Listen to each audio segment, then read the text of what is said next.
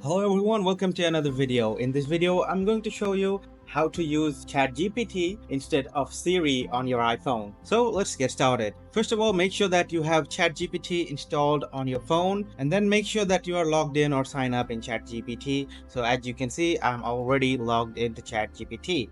Afterwards, you'll need to go to the Shortcuts app in your iPhone.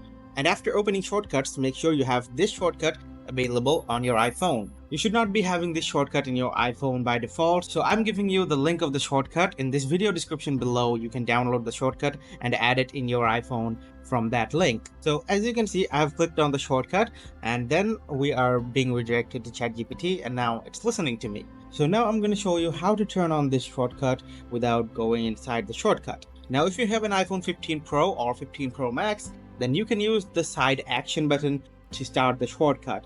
Otherwise, you can use two other options. So let's go to settings and then we're going to go to accessibility. After that, we are going to go to touch. Then we're going to go to assistive touch. Make sure to turn on assistive touch. We have a few options in assistive touch: single tap, double tap, and long press. So as you can see, I have nothing assigned in double tap mode. So we are going to go to double tap. And then we're going to scroll to the bottom side. And as you can see, we have all the shortcuts here. Now what we're going to do is select the start voice conversation with ChatGPT, and then we're going to go back. Alright, so now if we double tap this assistive touch button here, then our voice conversation with ChatGPT will start, and we'll be able to use it like Siri.